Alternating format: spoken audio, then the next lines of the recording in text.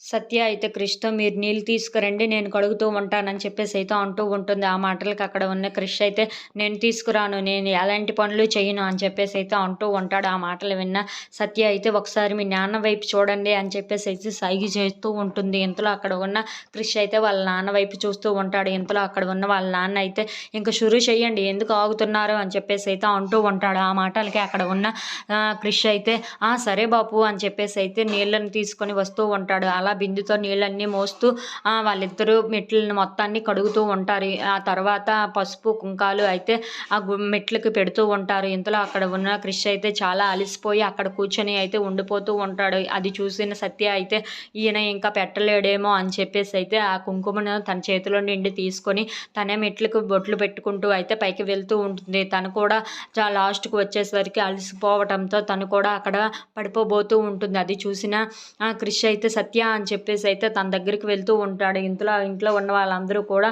సత్యని చూసి సత్య ఏం జరిగింది? ఎందుకు ఇలా అయ్యింది? అని చెప్పేసి అయితే అనుకుంటూ సత్య దగ్గరికి వెళ్తూ ఉంటారు. ఇంతలో అక్కడ ఉన్న క్రిష్ అయితే సత్యని చూసి సత్య సత్య అని చెప్పేసి అయితే వెళ్తూ ఉంటాడు. ఇంతలో అక్కడ ఉన్న సత్య అయితే కళ్ళు తిరిగి కిందన పడిపోబోతూ ఉంటుంది. అది చూసిన క్రిష్ మాత్రం తనని చేతుల్లోకి తీసుకుంటూ ఉంటాడు. If you like this video please like, share and subscribe friends.